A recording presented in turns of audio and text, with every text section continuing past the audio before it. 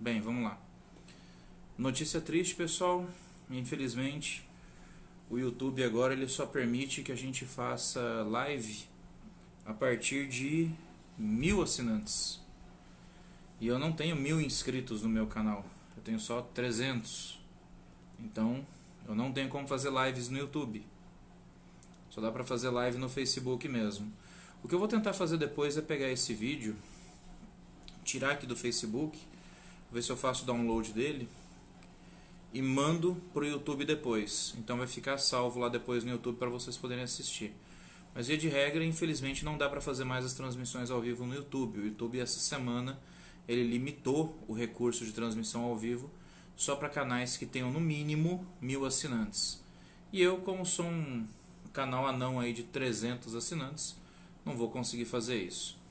Bem, como prometido, a gente ia fazer uma revisão rapidinho agora às 11 horas de Direito Penal 1, para o pessoal que está saindo da aula agora, está chegando em casa. Essa aula vai ficar gravada, vocês podem assistir depois quantas vezes vocês quiserem. Mas assim, só destacando que essa é só uma revisão, tá, pessoal? É só um passant em cima do conteúdo. Essa revisão não substitui as aulas e ela não substitui o material que foi disponibilizado para vocês. Ao mesmo tempo, ela também não substitui a boa leitura de uma doutrina, então é sempre bom vocês pegarem um livro para dar uma olhada. Vamos começar com o básico. A gente vai trabalhar com os artigos 1º ao 17 do Código Penal para essa nossa P1. Para você que está chegando no vídeo agora, esse é um vídeo de revisão para a prova de Direito Penal dos alunos da UCDB. Então a gente não vai fazer a parte geral do código inteira por razões óbvias. A gente vai trabalhar só uma parte do conteúdo de Penal 1, que é o conteúdo que cai na prova da semana que vem. Prova, aliás, que já está elaborada, já está no sistema e está, ó, daquele jeito. Pois bem, primeiro ponto que eu preciso que vocês lembrem e que vocês não esqueçam é com relação aos princípios, tá, pessoal? Os princípios que regem o direito penal.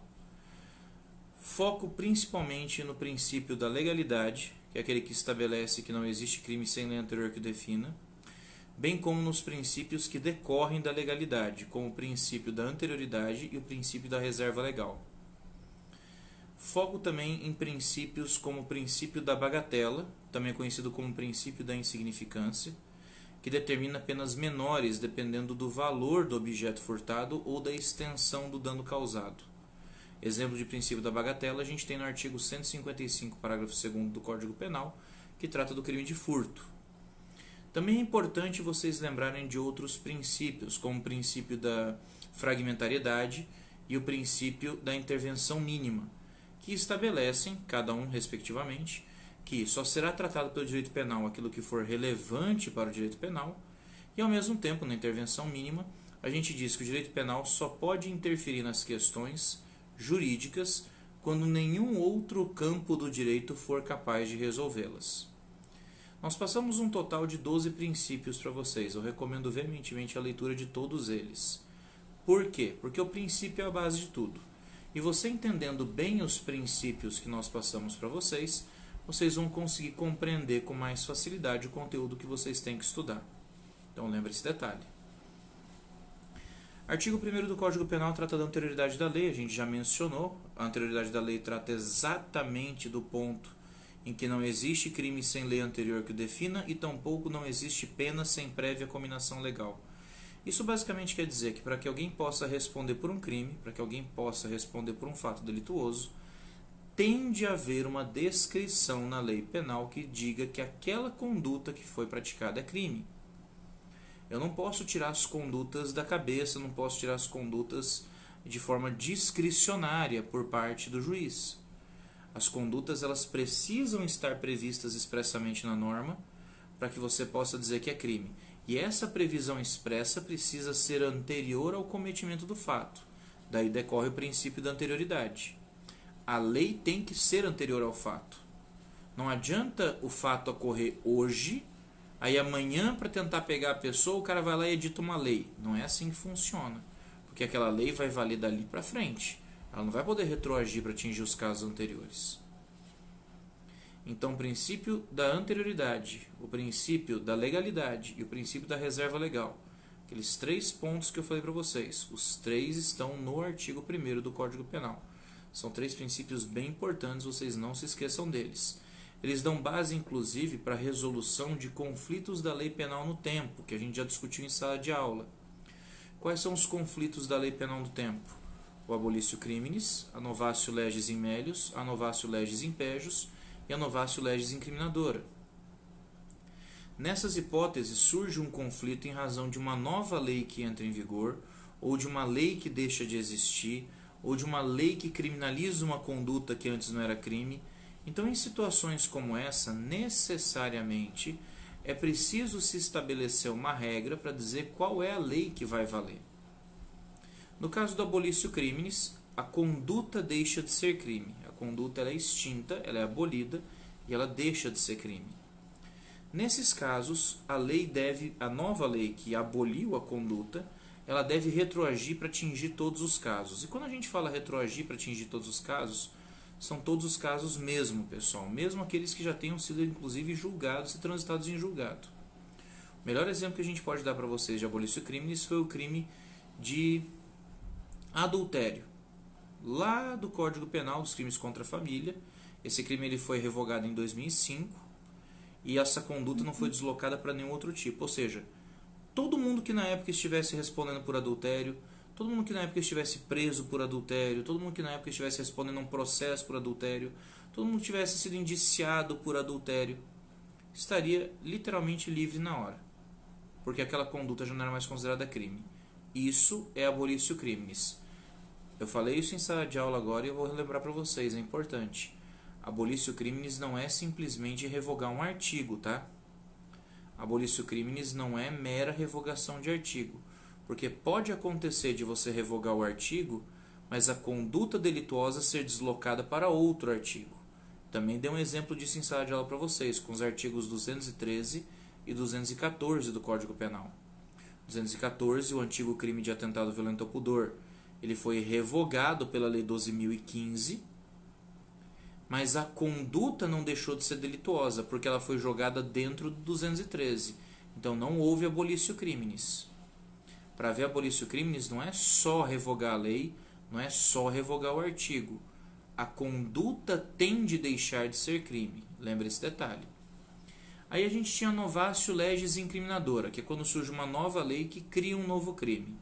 Um exemplo que a gente pode dar é a Lei 13.772, que entrou em vigor no final do ano passado, que incluiu, por exemplo, o artigo 218-C do Código Penal, que é o crime de pornografia de vingança. Fernanda, abraço para você, Fernanda.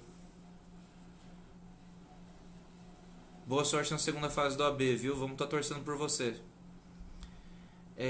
O artigo 218-C é o que trata da pornografia de vingança. Esse crime não existia antigamente.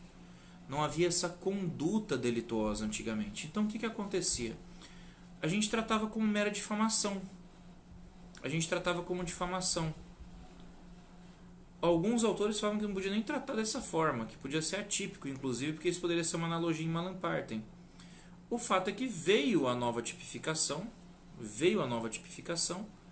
que passou a prever aquelas condutas como sendo crime, um crime próprio agora, compartilhamento de imagens íntimas, sem autorização do titular. Um outro exemplo, a invasão de dispositivo informático, que foi incluído pela Lei Carolina Dickmann, 12.737. Antes, você invadir um computador era fato atípico. Você só cometeria algum crime se você eventualmente causasse algum dano, se você subtraísse alguma informação. Mas só entrar no computador não adiantava nada, era fato atípico. Com a Lei Carolina Dickmann passou a ser crime a invasão de dispositivo informático. Com a Lei Carolina Dickmann passou a ser crime você invadir um computador. A questão é, antes não era crime, depois passou a ser crime.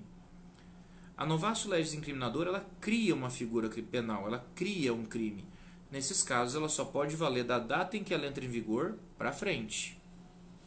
Ela só vai valer da data que ela entrou em vigor para frente.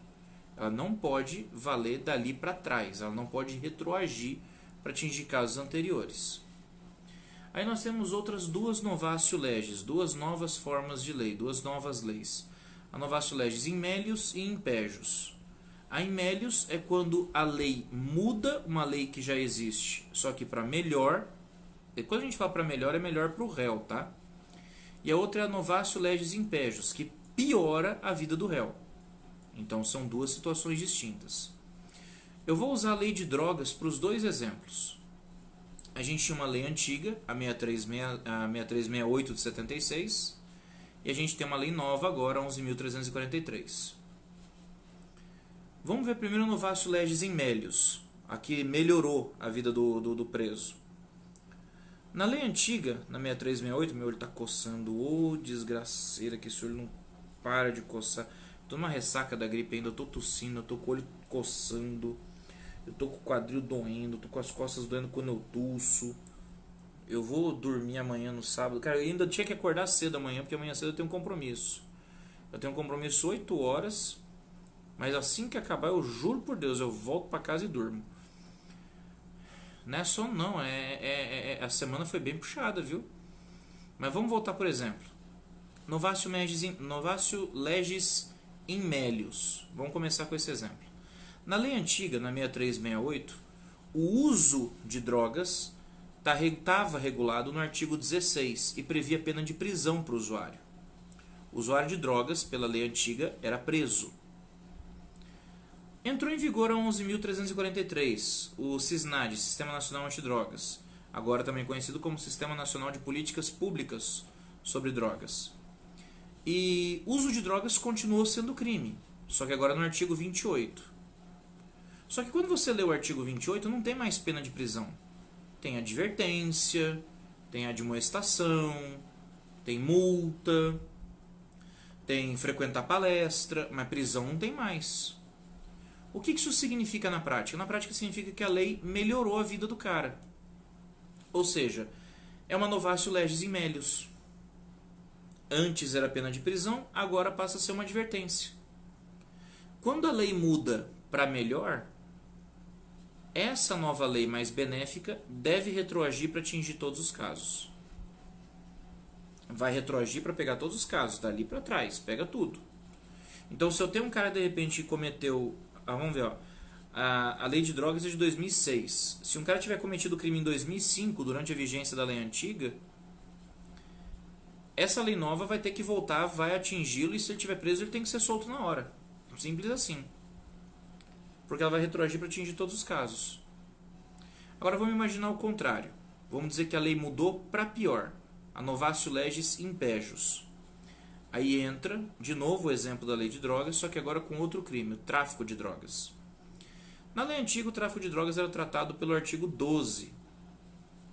Tá? Aí, na nova lei, foi para o artigo 33. E no artigo 33, a pena é maior do que a pena do artigo 12 da lei antiga. Ou seja, a nova lei passou a prever uma pena maior que a lei anterior. Se a lei muda para pior, ela não pode retroagir. Ela só vai valer dali para frente. Então, olha, repara bem o que a gente falou aqui nesses conflitos, pessoal. Repara bem o que a gente falou nesses conflitos. Abolício criminis, melhora a vida do cara. Sim, então retroage. Novatio legis in melius, melhora a vida do cara. Sim, então retroage. Novatio legis incriminadora, cria um crime. Não retroage. Novatio legis impejus, piora a vida do cara. Não retroage. A gente pode retirar daqui o princípio da retroatividade. A regra geral da lei penal é a irretroatividade. A lei penal não retroage, exceto se for para beneficiar o réu.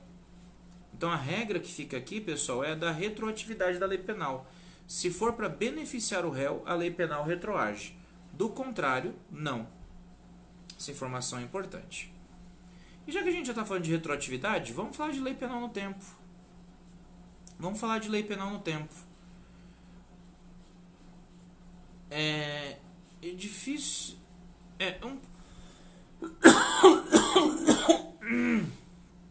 Ai, minhas costas. É bem por aí mesmo, Janaína. Ela está usando uma expressão aqui, ó, pessoal do primeiro semestre, ex-tunc, tá? São duas expressões que a gente usa, ex-tunc e ex-nunc. Ex-nunc significa que não retroage e ex-tunc significa que retroage, tá? É o significado dessa expressão. Fiquem tranquilos que a gente não vai cobrar isso na prova não, mas fica aí por título de conhecimento para vocês. Vamos falar de lei penal no tempo então, rapidão. Primeira coisa que a gente tem que saber com relação à lei penal no tempo. Momento do crime. O momento do crime está no artigo 4º, não esqueçam disso. O tempo do crime é o momento da ação ou da omissão, ainda que outro seja o momento do resultado. Então, se eu dei um tiro no sujeito na segunda-feira, mas ele foi hospitalizado e só veio a óbito na quinta, o homicídio foi cometido na segunda. Simples assim. São 3 teorias, tá, pessoal? A gente falou sobre elas, mas vocês não têm que saber as 3, vocês têm que saber aplicável ao caso. A gente tem a teoria da ação, a gente tem a teoria do resultado e a gente tem a teoria mista.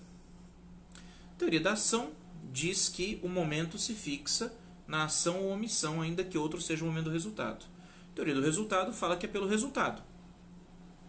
E a teoria mista fala que pode ser pelo momento da ação ou omissão, bem como o do resultado. Essas são as 3 teorias. Para o tempo do crime, a gente fala na teoria da ação, na teoria da atividade. Ou seja, o momento do crime é o momento da ação ou omissão. Essa vai ser a data que você vai fixar. Atenção aos crimes permanentes. Crime permanente é aquele cuja consumação se prolonga no tempo. Exemplo eu já dei para vocês, o do sequestro. O que acontece nesses casos? A data vai ser fixada quando cessar a conduta. Então não é na data do início do sequestro, tá? Vai ser na data do final do sequestro. Guarda isso porque é importante. Imagine que o cara cometeu um sequestro em agosto e ele terminou o sequestro em dezembro. Mas em outubro entrou em vigor uma lei que tornou o crime mais grave.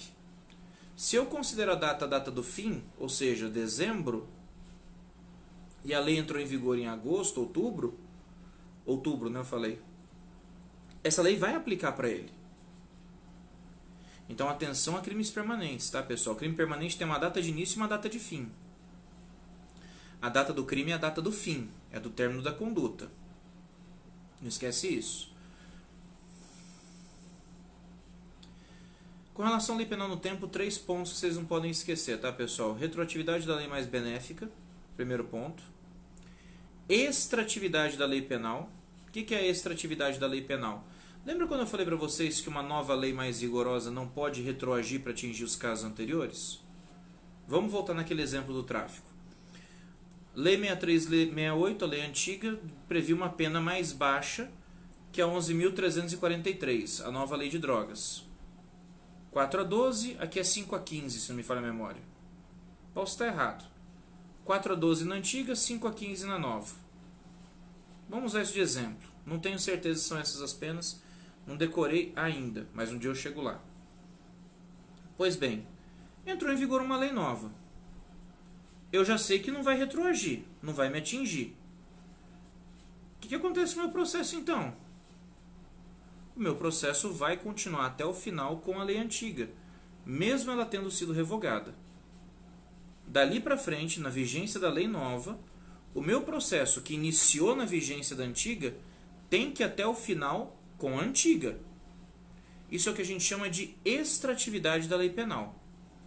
É a lei penal revogada mais benéfica que continua produzindo efeitos, mesmo após a sua revogação, diante de uma nova lei mais rigorosa. Cria-se aí uma espécie de transição, entendeu? Entrou em vigor uma lei mais rigorosa hoje. Eu tenho que terminar todos os processos antigos com a lei antiga. E aí, a partir de hoje, eu começo processos novos com a lei nova. Eu faço essa transição. Quem é antigo vai continuar com a antiga até o final. A partir de hoje, quem cometer já entra na nova. Isso é a extratividade da lei penal. É a lei antiga, mais benéfica, que mesmo revogada continua produzindo efeitos para os casos praticados durante sua vigência. Então, retroatividade, a lei volta para atingir os casos anteriores mais benéficos. Extratividade, a lei mais benéfica que continua produzindo efeitos após sua revogação, somente para os casos cometidos durante sua vigência. E aí tem um terceiro ponto, que é a ultratividade da lei penal, que é uma situação excepcional do artigo 3º. Leis temporárias excepcionais, tá, pessoal? Lei temporária excepcional é lei com prazo de validade. ela tem hora, ela tem dia para acabar. A lei temporária, principalmente, a lei temporária ela já vem no corpo dela, já tem a data de início e de fim. A lei excepcional dura enquanto durar a excepcionalidade. Passou a excepcionalidade também? Passou o motivo de ter a lei. Mas beleza, são leis que têm data para acabar, elas não são permanentes. Elas, pela própria natureza delas, elas têm um prazo de validade, elas vão durar um determinado período. Por terem um prazo de validade e por durarem um determinado período, essas leis sempre serão aplicadas aos fatos praticados durante sua vigência. Isso significa dizer que não se aplica ultratividade, não se aplica, aliás, não se aplica abolício criminis para leis temporárias excepcionais e não se aplica retroatividade para leis temporárias excepcionais. Até porque, se aplicasse, elas não fariam o menor sentido. Quer dizer, o cara cometeu um crime durante a vigência de uma lei temporária, aí essa lei tem um prazo de validade, depois que venceu esse prazo, eu revogo a temporária. Maravilha, abolício criminis, acabou a pena do cara também. Não, não é assim que funciona. É uma regra excepcional, tá, gente? É do artigo 3º do Código Penal. Para leis temporárias excepcionais, eu sempre vou aplicar o conteúdo dessa norma para todos os fatos praticados durante a vigência dessa norma. Simples assim. Ah, mas não tem abolício. Não tem abolício criminis, não tem retroatividade pro réu. Cometeu o crime durante a vigência da lei excepcional temporária, responde pelo crime mesmo após o término da vigência. Não interessa. Eu faço muito um paralelo, não é uma lei penal, tá, gente? Mas eu uso esse paralelo para o pessoal conseguir entender.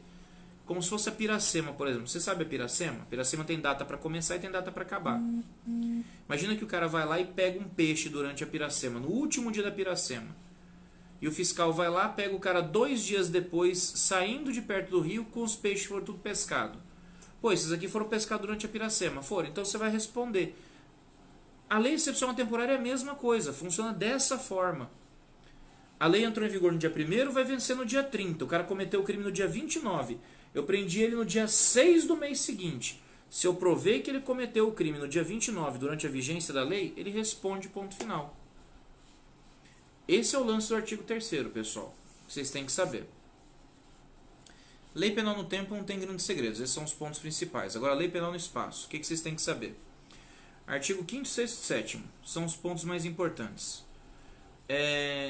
Artigo 5º define o chamado princípio da territorialidade. Responde pela lei penal brasileira quem cometer crimes dentro do território brasileiro. Só que aí, obviamente, eu tenho que saber o que raios é território brasileiro. Vocês têm que lembrar. O território brasileiro compreende o território geográfico, ou seja, a superfície do nosso país, óbvio. Entra o mar territorial, que é uma faixa de 12 milhas a partir da maré alta, tá? Maré baixa, aliás, minto. Da maré baixa você conta 12 milhas, é o nosso mar territorial. Nessa faixa contígua que forma o mar territorial está também o nosso espaço aéreo nacional. O espaço aéreo é uma coluna vertical rumo à estratosfera, que acompanha as mesmas 12 milhas do mar territorial. O subsolo, tá? Também é nosso território. E aí entram os territórios fictos, que são as embaixadas fora do Brasil, as embarcações públicas e aeronaves públicas, a exemplo do avião presidencial, a exemplo das aeronaves da aeronáutica, os navios da marinha, um navio de brigada de guerra, por exemplo, um porta-aviões, e também as embarcações e aeronaves privadas a serviço público. Também serão considerados extensão do território. O avião oficial do presidente da República está em manutenção, então a gente vai fretar um avião particular aqui para levar ele para a reunião da ONU. Esse avião particular a serviço público será considerado extensão do território nacional. Esses são os territórios, essa é a extensão do nosso território, tá? Superfície geográfica, espaço aéreo, mar territorial 12 milhas, embaixadas, aeronaves oficiais, embarcações oficiais ou públicas, tanto faz, embarcações públicas e privadas a serviço público. 12 milhas para mar territorial, tá? 200 milhas é para faixa comercial, cuidado com essa informação. Tem algumas apostilas aí meio desatualizadas na internet que o pessoal ainda usa informação das 200 milhas. 200 milhas é para exploração de faixa de petróleo, essas coisas, tá? Para criminal são 12 milhas. Pois bem, lugar do crime. Como é que eu defino o local do crime? O local do crime ele vai usar aquelas mesmas três teorias que a gente discutiu. Teoria da atividade, teoria do resultado e teoria da ambiguidade. Para o tempo do crime é a teoria da atividade. Para o lugar do crime, segundo o artigo 6º, é a teoria da ubiguidade. Tá? É a teoria da ubiguidade. O que significa a teoria da ambiguidade? Também conhecida como teoria mista. Será considerado o local do crime o local da ação ou da omissão, no todo ou em parte, bem como onde se produziu ou se deveria produzir o resultado. Isso auxilia na resolução aí de conflitos territoriais para definir e puxar sempre a competência para o Brasil. Essa primeira parte da territorialidade não é tão difícil, tá, pessoal? Ela é bem simples até para falar a verdade. A parte que começa a complicar um pouco é da extraterritorialidade. A extraterritorialidade, ela começa a falar da possibilidade de se aplicar a lei penal brasileira para fatos ocorridos no estrangeiro. E aí nós temos dois tipos de extraterritorialidade, a incondicionada e a condicionada. Todas as hipóteses estão no artigo 7º. Todas as hipóteses estão no artigo 7º. Só que o artigo 7º ele não divide onde é que está cada uma. Aí fica aquela dica que eu já falei para vocês. O inciso 1 do artigo 7º trata das hipóteses de extraterritorialidade incondicionada e o inciso 2 mais o parágrafo 2º tratam das hipóteses condicionadas. Qual é a diferença entre elas? Na incondicionada não há necessidade do preenchimento de nenhuma condição especial. Basta que aconteça alguma das 4 hipóteses que estão previstas no inciso 1. Ou seja, crime contra a vida ou liberdade do presidente da República, crime contra o patrimônio ou a fé pública da administração pública direta ou indireta, então pode ser União, Estado, município, empresas públicas, autarquias, sociedades de economia mista e por aí vai. Crime contra a administração pública por funcionário público no exercício de suas funções. E o crime de genocídio quando o agente for brasileiro ou residente no Brasil. Qualquer uma dessas 4 hipóteses fica sujeito à lei brasileira. O sujeito vai responder à lei brasileira.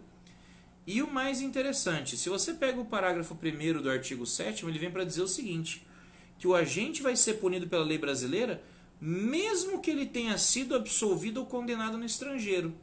Aí quando a gente estuda princípios, a gente lembra do princípio do non bis in idem, que diz que ninguém pode responder 2 vezes por um mesmo fato. Esse parágrafo 1º cria uma exceção para isso, tá, gente?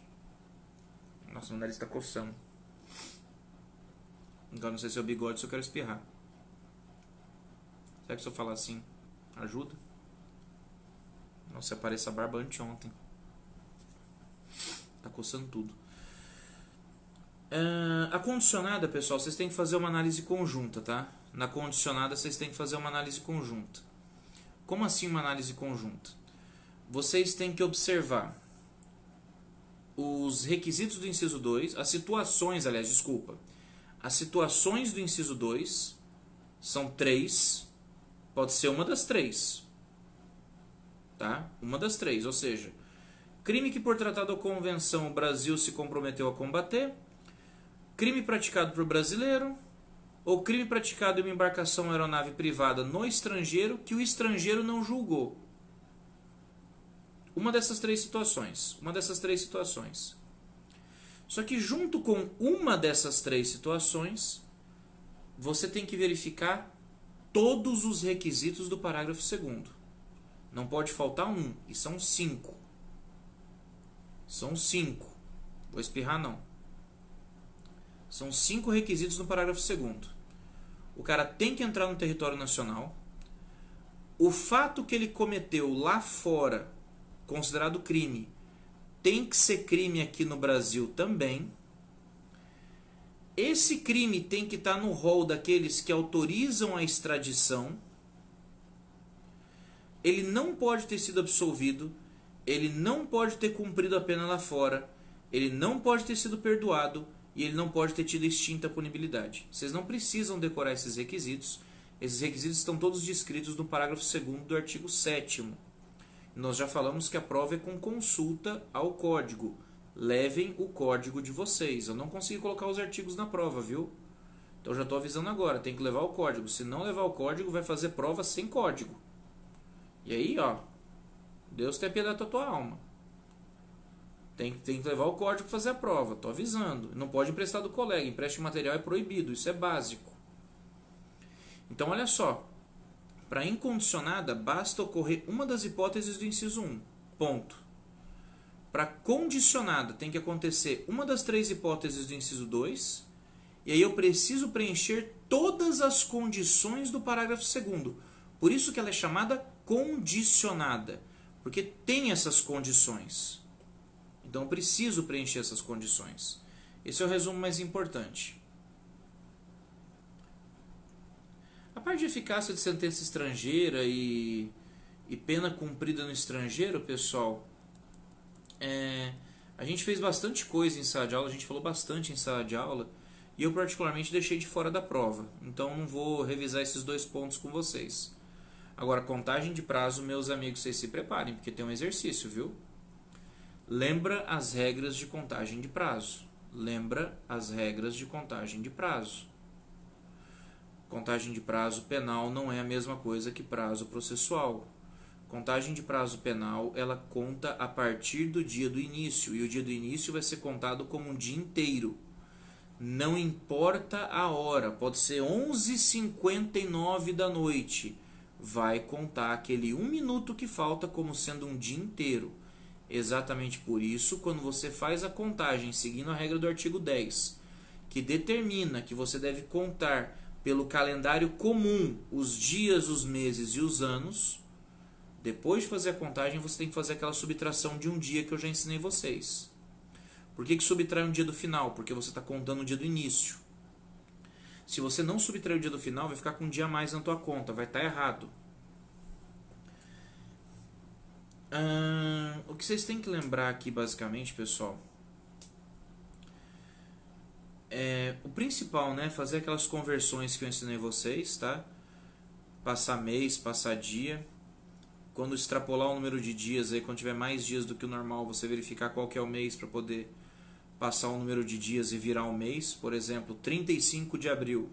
Não existe 35 de abril. Quantos dias tem abril? 30. Então eu passo 30 para o lado, deixo o dia 5 e abril vira maio. Normal. Aí fica 5 de maio. E mês a mesma coisa. Mês 18 de 2001. Não existe mês 18. Tem 12 meses. Então eu tiro 12 para virar o ano de 2002. E aí o 18 vira 6. Então fica junho de 2002. E aí tem aquela questão da compensação, né, que a gente também falou. Sempre que vocês forem trabalhar com compensação, a forma mais simples de fazer é vocês calculem o período, tá, em que ele foi preso e solto, subtraindo os dois para você ter o tempo que ele ficou preso. Faz a contagem de prazo normal e do resultado você subtrai o tempo que ele ficou preso. Isso vai dar o tempo de cumprimento que ele tem que fazer, tá? Nós fizemos muitos exercícios desses em sala de aula e tem muitos exercícios na página para vocês treinarem. Eu recomendo veementemente que vocês treinem o cálculo, que vocês peguem a apostilinha que eu montei para vocês com o cálculo comentado e com gabarito, para vocês verem bem como é feita essa conta, bem como é que é feita a compensação, vejam todos os detalhes. Porque eu falei para vocês que eu ia cobrar isso na prova e tem um exercício disso na prova para vocês calcularem. Não vou dar detalhe de como é que é, mas vocês têm que saber fazer. É um dos principais conteúdos do semestre, porque eu já expliquei para vocês. Contagem de prazo vocês vão usar daqui até o final do Penal 2. Vocês vão usar contagem de prazo para calcular cumprimento de pena. Vocês vão usar contagem de prazo para calcular progressão de regime. Vocês vão usar contagem de prazo para calcular prescrição. Vocês vão usar contagem de prazo para calcular livramento condicional. Então esse é um conteúdo muito importante e com certeza vai ser prestigiado na prova. Então vocês peguem, estudem, aprendam bem a fazer. A gente fez um monte de exercícios na sala de aula. A gente ficou uns 2 dias fazendo cálculo em sala. Pega os exercícios que tem e faz mais, gente. Treina. E se tiver dúvida, me procura para a gente tirar a dúvida. O artigo 11 é só para falar das frações não computáveis. Ele que vem para dizer, inclusive, que frações de dia, que são as horas, e as frações da pena de multa, né, que são as frações de dinheiro, elas não contam, via de regra, para o direito penal. Fração de dia é hora, então não importa a hora. O dia conta como um dia inteiro e ponto final. É aquele exemplo que eu dei para vocês do aniversário. Não adianta eu chegar e falar assim: ah, feliz aniversário. Não.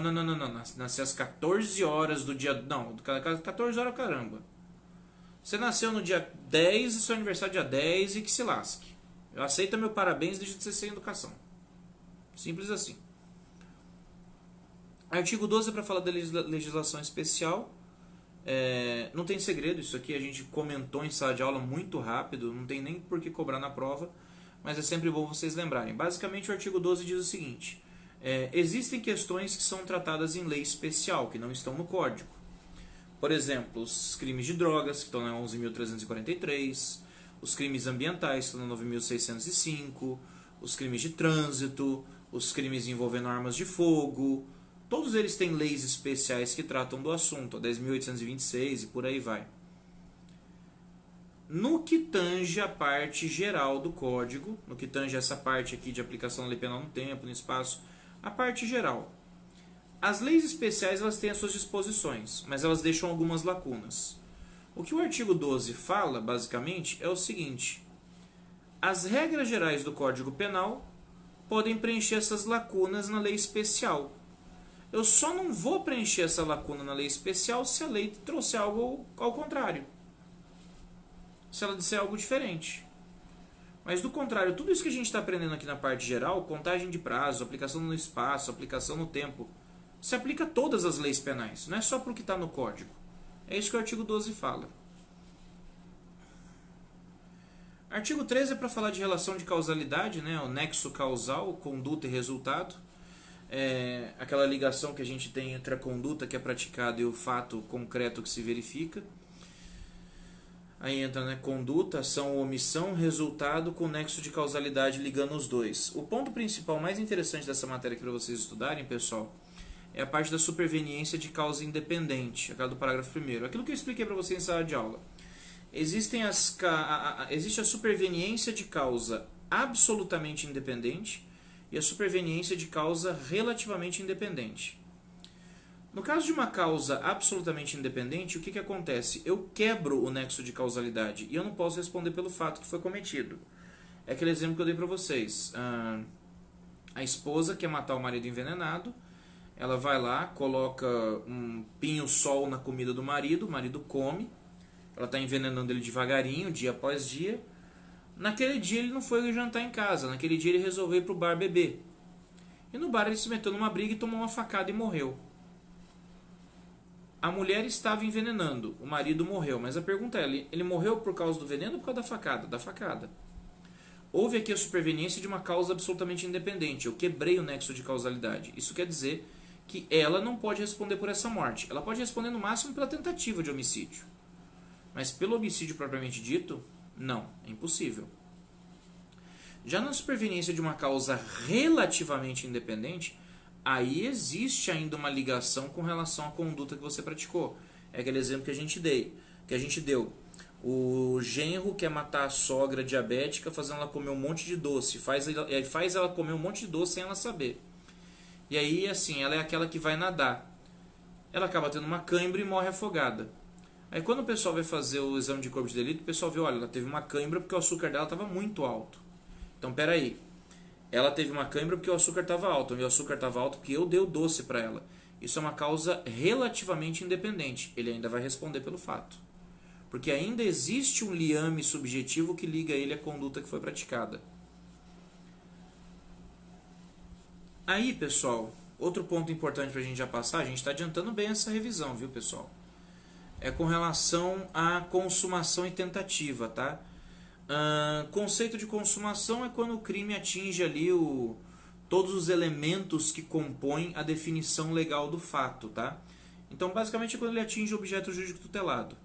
Matar alguém, pena de 6 a 20 anos. O homicídio consumado se dá quando você mata alguém morre. Simples assim. A tentativa, por outro lado, é quando você não alcança o resultado por um motivo alheio à sua vontade. Então, você pratica todos os atos hábeis para o cometimento do crime, você dá um tiro no peito da pessoa, Só que essa pessoa acaba sendo socorrida por alguém, levada para o hospital e fica viva. Ela não morreu por um motivo alheio à sua vontade. Isso é tentativa. Com relação à consumação, a gente vê os momentos consumativos dos crimes, tá? No crime material, o momento consumativo é quando você alcança o resultado naturalístico. No crime formal ou crime de mera conduta, nos dois você vai ser no momento em que você realizou a ação ou omissão, independentemente do resultado. Nos crimes permanentes é quando cessa a ação, e nos crimes de perigo é quando você expõe ao risco o bem jurídico, sem a necessidade da existência de um dano. No caso da tentativa, a gente viu que existem algumas classificações de tentativa também. A gente tem a tentativa branca, que é quando não há danos à vítima. A tentativa vermelha ou sanguinolenta ou cruenta, que é quando existe dano à vítima, a vítima sofre um dano, no caso da tentativa de homicídio. A gente tem a tentativa abandonada, que é a hipótese do artigo 15, que a gente vai estudar daqui a pouquinho. E a gente tem a tentativa inidônea, que é o crime impossível, que a gente também vai estudar daqui a pouquinho, que é o artigo 17. Então, no caso da tentativa, o crime não ocorre por um motivo alheio à minha vontade. O que vai acontecer nesse caso? Respondo pelo crime? Respondo normalmente, forma dolosa e tudo mais. A única diferença é que no caso da tentativa, como o bem jurídico não foi afetado, eu posso aplicar uma redução de pena de 1/3 a 2/3. Lembrando que a quantidade de diminuição de pena vai variar de acordo com a extensão do dano que você causou. Quanto maior o dano, menor a diminuição. Simples assim. Aí, vamos falar de desistência voluntária e arrependimento eficaz, artigo 15. Os dois estão tratados no artigo 15, mas não significa que sejam a mesma coisa, tá, pessoal?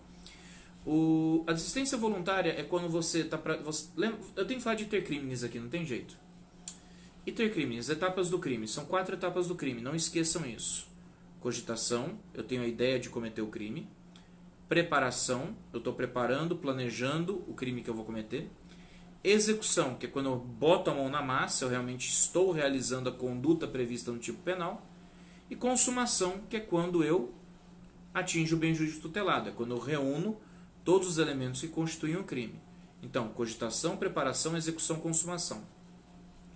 Para fins penais, a gente só pune a partir da execução, a partir dos atos executórios, tá? A gente não pune antes disso, a não ser que um ato preparatório seja um crime por si só. Por exemplo, comprar a arma que vai ser utilizada no assalto. Mas isso é uma situação excepcional. Beleza. Por que eu estou falando de intercrimes? Porque a desistência voluntária e o arrependimento eficaz, eles demonstram a manifestação de vontade do autor do fato em etapas do intercrimes, com o objetivo de evitar a consumação do crime. Então já vamos fazer uma diferença com a tentativa aqui. Na tentativa do 14, inciso 2, eu cometi o crime e eu quis cometer o crime, mas eu não consegui a consumação por um motivo alheio à minha vontade. Uma coisa fora do meu controle. Aqui no artigo 15, eu não alcancei a consumação porque eu não quis. Fui eu responsável por evitar a consumação. Apesar dos dois estarem no mesmo artigo 15 e possuírem o mesmo efeito, eles são diferentes, tá, pessoal? Até porque, vocês podem perceber que eles são tratados em duas partes diferentes. Vamos começar com a desistência voluntária. Desistência voluntária é quando você inicia os atos executórios, a terceira etapa, mas você voluntariamente interrompe a execução. Você não quer continuar a execução. Isso é desistência voluntária. Então, eu invadi uma casa para assaltar, eu já abri a porta do fundo, e aí eu tenho um lampejo de consciência, eu fico pensando, meu Deus do céu, se eu for pego, eu vou dar um desgosto muito grande para minha família. Não, eu vou embora. Eu viro as costas e saio. Isso é desistência voluntária. O cara desistiu porque quis. Já o arrependimento eficaz, você pratica todos os atos executórios. Você vai até o final na execução. Só que você, de alguma forma, voluntariamente evita a consumação. Eu dei o tiro do fulano, eu apontei a arma para o fulano e eu dei o tiro no fulano. Eu apontei a arma e eu dei o tiro. Só que eu não sei por que raios, depois que eu dei o tiro, me deu um peso na consciência. Eu peguei o fulano, botei no carro e levei para o hospital. Eu socorri o fulano. Só que destacando aqui que para ser arrependimento eficaz, você tem que conseguir evitar a consumação, tá? Se não evitar a consumação, o arrependimento é ineficaz. Lembra disso. Nessas duas hipóteses, o que vai acontecer? Eu vou responder pelo crime até então cometido. Então, eu entrei numa casa para furtar e não furtei, desisti do furto e fui embora. Eu não vou responder por furto nem por tentativa de furto, mas eu respondo pelos atos até então praticados. Eu respondo pela invasão de domicílio. Não vou responder por tentativa de furto. Tentativa, artigo 14, inciso 2, é quando eu não alcanço o resultado por motivo alheio à minha vontade. Seria tentativa se eu tivesse, por exemplo, entrado na casa para furtar e aí tivesse tocado um alarme e viesse 3 cachorros babando na minha direção. E aí eu fujo dos cachorros e pulo o muro fora. Não foi voluntariamente que eu desisti. Eu desisti porque tocou o alarme, acendeu as luzes e os cachorros vieram. Nesse caso, é tentativa de furto. Para ser desistência voluntária, o próprio nome diz, tem que haver voluntariedade. E aí, além da desistência voluntária e do arrependimento eficaz, os dois aí que determinam que você tem que responder pelos atos já praticados, a gente tem o arrependimento posterior no 16. O arrependimento posterior no 16 ele é bem simples. Ele tem requisitos que vocês não podem ignorar, tá? Basicamente, você praticou todos os atos executórios, você atingiu a consumação do crime, ou seja, você cometeu o crime completo, mas você foi lá, se arrependeu e reparou o dano que você causou. Ele não pode ser aplicado para crimes com violência ou grave ameaça, tá? Já vamos deixar isso bem claro. Então ele é bem comum em crimes contra o patrimônio. Não significa que seja exclusivo de crimes contra o patrimônio, mas ele é bem comum. O cara entra numa casa, furta essa casa e vai embora. Uma semana depois ele fica sabendo que a dona da casa está muito triste, que eram joias de família, era a única lembrança que ela tinha da própria mãe, etc. Bate aquele arrependimento em você, você vai lá e devolve as joias. Se você for pego, você vai responder pelo crime, afinal você consumou a conduta, você vai responder pelo furto, mas pelo menos você vai ter uma redução de pena de 1 a 2/3. O que determina a quantidade de diminuição de pena é o quanto você reparou o dano. Se você reparar parcialmente o dano, diminui menos. Se você reparar totalmente o dano, diminui mais. E aí, por fim, para a gente arrematar, o último tópico da prova é o crime impossível, do artigo 17, que é a tentativa inidônea, tá? O crime impossível recebe esse nome porque ele é impossível de ser praticado, seja aí por uma ineficácia absoluta do meio, seja por uma impropriedade absoluta do objeto. O que isso significa? Ineficácia absoluta do meio. O meio, como está sendo utilizado, não vai conseguir a consumação do fato delituoso. Olha, eu quero matar você. Como? Jogando bola de algodão em você. Eu fico lá jogando bola de algodão no cara. Não vai matar nunca, meu amigo. Isso é crime impossível. Só que atenção, quando eu falo de ineficácia absoluta do meio, não foquem no meio. Eu já falei isso para vocês. Foquem em como o meio está sendo utilizado. Vou matar o cara a golpes de lenço de seda. Eu fico lá dando lençada no cara. Ninguém morre a golpes de lenço de seda. Mas e se eu pegar esse lenço de seda e fizer um torniquete e estrangular o cara?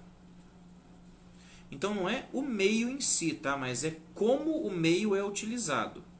Quando eu falo de ineficácia absoluta do meio, é a forma como esse meio está sendo utilizado. Foquem. E quando eu falo em propriedade absoluta do objeto, é o objeto que está sendo atingido pela conduta. Então, por exemplo, eu tentar cometer o crime de aborto numa mulher que não está grávida. Eu tentar matar o morto. Ou, naquele exemplo até que eu dei para vocês em sala de aula, é crime impossível o furto de ascendente contra descendente em razão do artigo 181 do Código Penal. O artigo 181 do Código Penal fala que não se pune por crime contra o patrimônio a conduta praticada de ascendente contra descendente e marido ou esposa na constância da união conjugal. É crime impossível. Por quê? Porque no caso o objeto protegido, patrimônio, é comum aos dois. Ou seja, o patrimônio também é do autor. E se o patrimônio também é do autor, ele não pode furtar algo que já é dele. Ele não pode furtar coisa própria. É crime impossível. O que acontece no crime impossível? O fato é atípico, não dá para responder por nada, caixão e vela preta, tchau e benção, já era.